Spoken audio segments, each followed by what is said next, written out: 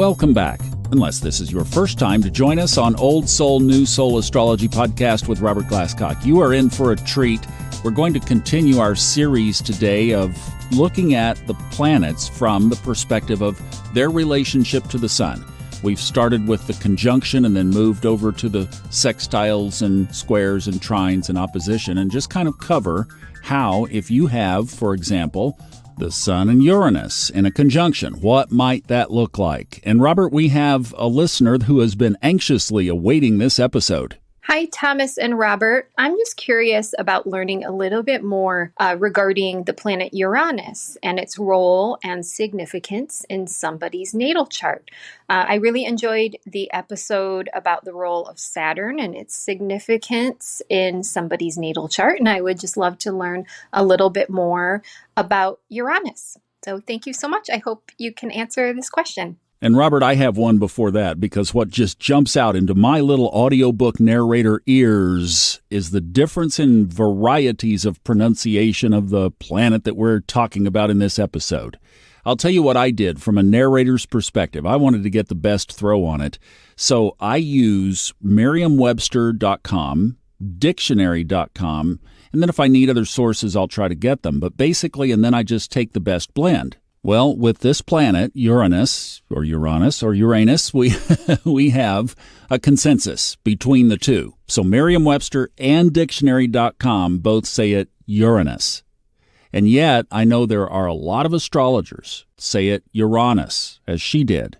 And I have not actually checked astronomy, because when I'm narrating a book, I just have to go with kind of what the accepted dictionary pronunciations are. I feel good about that as a narrator. And then I guess there's, of course, colloquialism that you could get into. But wouldn't it be just like what this planet stands for and represents that we can't even get together on how to pronounce the darn thing? Too true. Absolutely. It's funny. Uranus is a very safe pronunciation. Uranus just reminds me of frogs and dissecting them in biology in high school, and it's got anus in the title, and I'm a Libra. And so I'm going with Uranus because it's what I've always said. I guess it sounds, to me, ridiculous though it is, being a Libra, it sounds a little more sophisticated, but Uranus is fine. Anyway, whatever you call it, it's the planet of genius, and that's in quotes. But if a person has any capacity for quote unquote genius, it will show up through Uranus and its placement by sign and house and aspect. So it is where you are meant to break the mold. You're going to think differently about those house matters. You're going to think differently about those sign matters. You're going to go your own way with regard to whatever Uranus and that sign rules in your horoscope. So it's about independence, freedom, creativity. It's very much linked to birth, both literal births of children and also figurative births of creative or scientific or social service ideas and projects and occupations. It's a collective archetype. So if you have a personal planet connected with the Uranus archetype, that person will tend to somehow identify with a particular niche of the collective. It'll probably be an unconventional part of the collective, such as astrologers, which happen to be ruled by Uranus. But they are people who think for themselves, and also people who are something of a loner in those house areas where you find that birth Uranus, and also the sign characteristics of it. Something of a loner in the sense that they really don't like to be interfered with. They can work collaboratively as a team, but they don't like to be dictated to, because their instinct is to rebel against that, because their instinct is to, in these house matters where they find Uranus, is to rebel against tradition. Because Uranus is about breaking through barriers. So it's called the awakener in astrology, and you will awaken through the house matters where you find Uranus. In my case, it was in the 6th house in my chart, in Gemini, which does rule cars, among other things. And it was in that automobile accident that I had my first out-of-body experience. So that was one of my Uranian awakenings. The other one was really astrology and being introduced to that just before I was 21 in a bookstore, Gemini again. So if you look to the Uranus aspect or the Uranus aspects in your chart and placement, it's that sign of individuality, originality, independence, freedom, all of those kinds of qualities where you're meant to forge a different path for yourself and be a representative of that path to other people. Okay, so is that, let's go back to the sun conjunct Uranus. Got me messed up now. One of us is saying it one way, one of us is saying the other. This U planet. So when you have the sun conjunct, you've got Neptune conjunct your sun. I've got 3 planets all twisted in together. So we both understand the power of a conjunction and the strength that brings.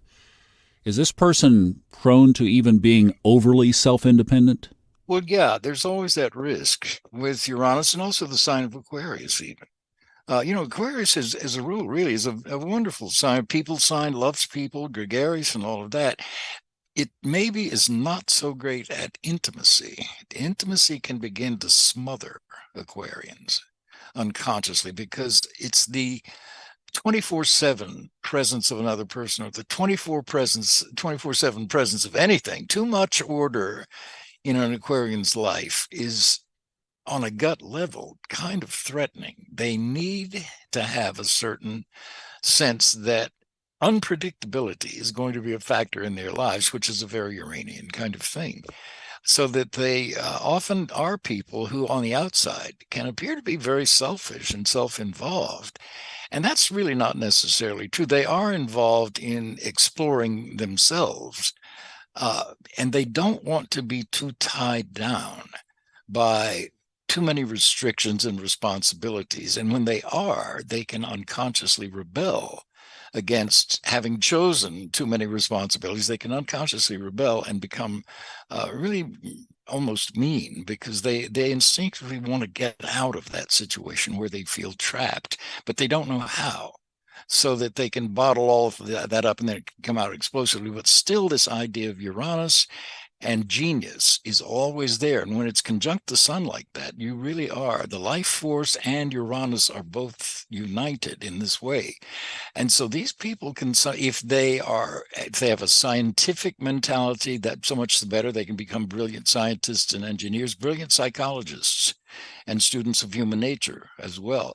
And certainly metaphysics is one of the consistent areas for exploration with Sun conjunct Uranus, because again, they are open to pushing the envelope and trying both very ancient techniques along with very contemporary cutting-edge techniques. So that today you're going to find things like, now this is Neptunian, ayahuasca is what I'm thinking of. For example, my generation, it was acid. So these kinds of hallucinogens tend to change sometimes over the decades and the millennia, but they're all kind of geared to allow human beings to have a perception of non-physical or pre-physical realities. That's part of what they do. All of these drugs, pharmaceuticals, alcohol too, lower inhibitions. They lower barriers. And the psychotropics do it in a different way that's not doesn't include becoming inebriated, let's say. So, but once you've been opened to those areas, they're there. There are other ways to find them and get there and experience them without the need of any hallucinogens or drugs or anything else. And you can basically learn to do it all the time. And that's very much a Uranian trait. It's an air sign planet, an archetype. It's very much about the mind, the higher mind, especially. And so these areas of things like you and I are talking about just right now, out-of-body experiences. I had a client yesterday, and it completely changed her life, and it was fairly recent. Now, mine happened when I was 26, and I've seen over the years since then how that totally changed my outlook and understanding of life. At the time, I didn't realize it, but it certainly has. Yeah, so I love the combination of Neptune in here. Oh, yeah. I have both now. I got the Sun conjunct Neptune, and they both trine Uranus with me. And Uranus is in my sixth house of work, which is certainly true for me. Having worked all my life very independently, always as a writer, once astrology for one thing, and then also as a television writer, which is Uranus and Gemini in the media, and that's my sixth house of work. So it all, I didn't, consciously. I mean, I started out on this path without knowing anything about astrology. So it was only after I got into it that I look at this. At least I'm choosing the right career. Granted, it's not a stable, steady career, but then I didn't want one. And that was the truth, you see. So it really has been an amazing adventure astrology has. The more I learn about it and the more I learn about myself, the more I see how we do create our own realities, actually. And so in turn, astrology has become a way around fate, if you will. It's a way to understand, yeah, you're born with a certain fated tendency toward this, that, and the other thing, but these are because of beliefs you have about yourself. Now, you can change those beliefs if you begin to look at some experiences and understand them from a different perspective. And here your chart suggests you might go back to your age 20, and let's talk about something. And suddenly you begin to uncover some things that turn out to have established that person's belief systems about their self-worth in life. And therefore, what happened at 20 turns out to have set a belief system that has made them unsure and unconfident about themselves. And all it is a belief system, because you can find other areas in their lives where they have achieved and those beliefs don't play. So now suddenly they're conscious of how their belief systems are, in fact, shaping their realities, because their beliefs shape the way they speak and the way they act and the way they relate to other people.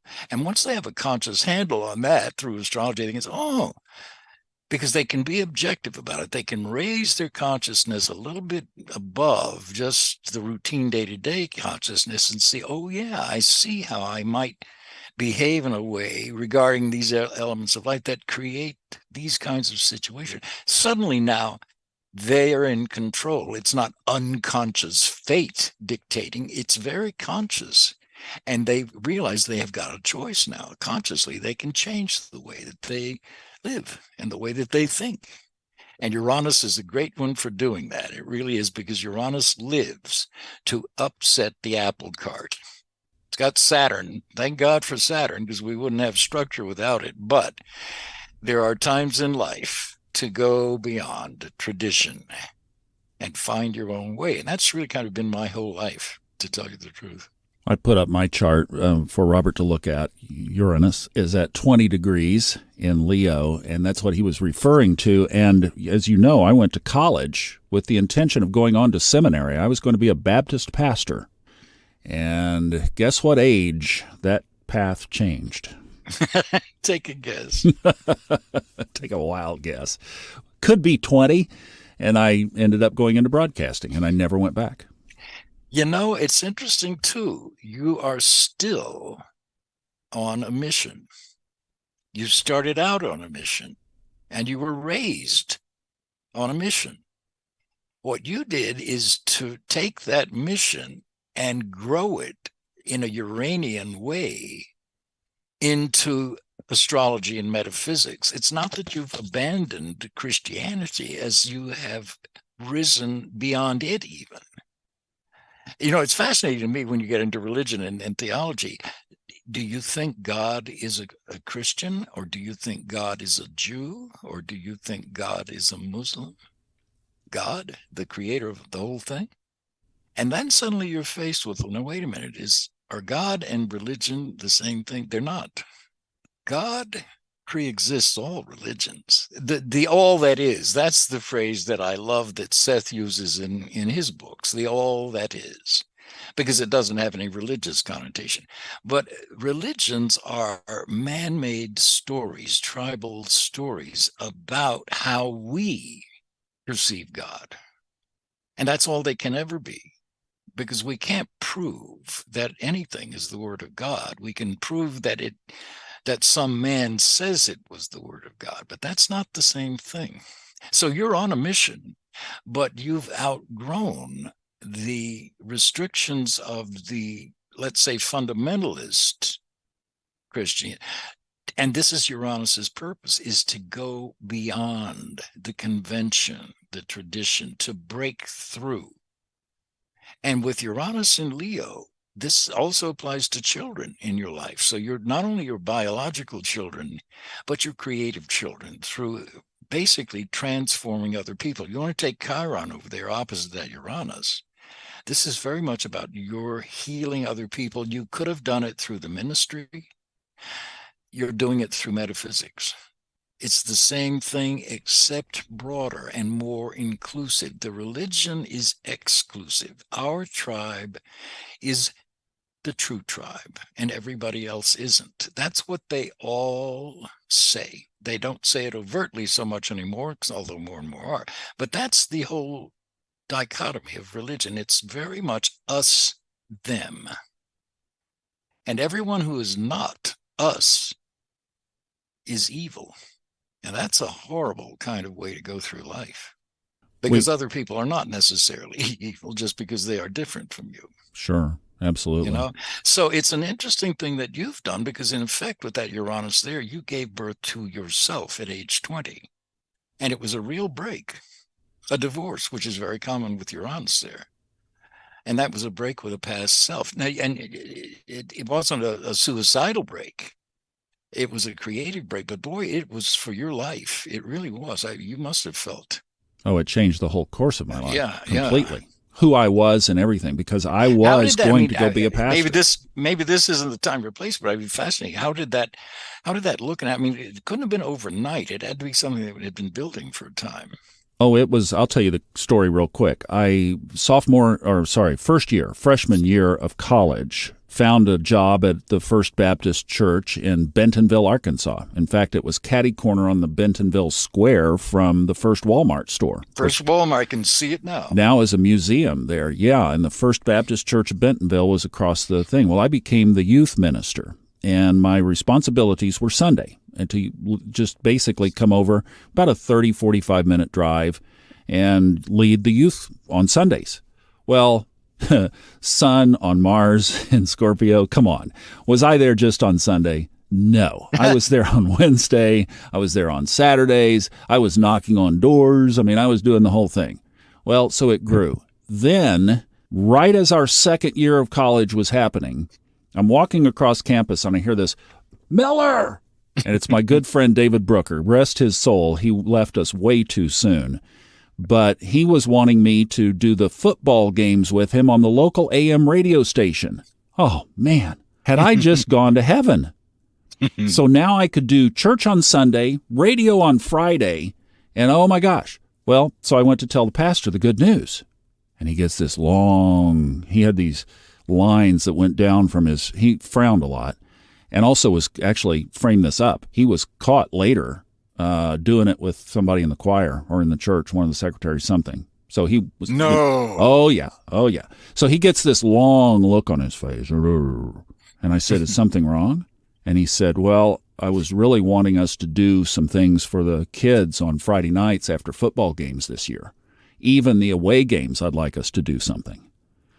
Now, and he said, I hadn't told you this yet, nor had he discussed additional compensation, time, right? So it's like I was giving it, now it was going to be expected. So I said, I'm going to have to make a choice. And he said, yeah, you're going to have to choose. So I went back and I talked to my pastor, youth pastor, dad, and I didn't know astrology. I wouldn't touch astrology for another 30 years. I would have cast a horary chart and been done with it. But I didn't know all those tools. All I knew was to pray and God would lead and guide. Well, my dad was the tipping vote, and I so respected my dad. He was a wonderful, wise man. And he said, well, you can always change courses. You can always readjust. And college is a time to experience different things. You've done a year with the church. If you did the radio, that would give you a year of experience doing that, broadcasting, and that's your interest. Well, based on that advice, I told the pastor that I would be resigning, and that's what changed it. That's amazing. Never told that Just publicly. Yeah. Well, it's interesting, Thomas. We were talking about Uranus showing your genius, if to whatever extent you have one. or have that capacity. It's in your second house of your self-worth, and it's in the sign of Leo, which is children and birth and creativity and all of that. Your genius is in finding your true self, which turns out to be not a kind of limited theology, but something broader that encompasses but is bigger than theology, which namely is metaphysics. Just took a while. So I went on a Moses to the backside of the burning bush journey. It's interesting that you pointed out the age. In other words, your Uranus archetype here would have been initiated, so to speak, for the first time, fully initiated at age 20 to 21, right there at 20 degrees 44 minutes, which simply means around that age, your whole self-worth would have altered radically. It was literally like giving birth to the real Thomas. And that would have been the point of origin, right there. Although, here's the other Uranian characteristic of this. Think about this. For the next 30 years, I carried guilt about making that decision and not going into the ministry. And the very first Subconscious Mind Mastery podcast is this story, that when in the Baptist church, you would commit to, as a teenager, they loved it when teenagers would commit to going into the ministry. We got another pastor going to seminary here. So I did that when I was about 15. And that pastor leading that church where I did that, very dynamic guy, became a friend of our family, the whole thing. He met me one day and he pointed his finger right in my face. And he said, "You are the biggest disappointment in my ministry." I was about 25 at the time. I'd been in broadcasting, I'd done television, I'd started my own business. And because I didn't go into the ministry, which I had surrendered to do in his church, he pointed his finger at me and said, "You are my biggest disappointment." And for the next 30 years, I owned the term, "I am a disappointment." Well, I'm glad you finally outgrew it. And I did. In 2012, actually, I went right back to the geographic place where that happened, and I released it over about 2 hours of tears. Well, you're luckier than had you been a Scientologist, because their contract signs them up for 1 billion years. Yeah, I didn't do that. I got out of mine. So, yeah. Before we wrap up here, let's talk about the tension sides of this. So what if you have a square to your sun or to another prominent square or opposition to Uranus? What do you do with that? That's riding that tension of that square.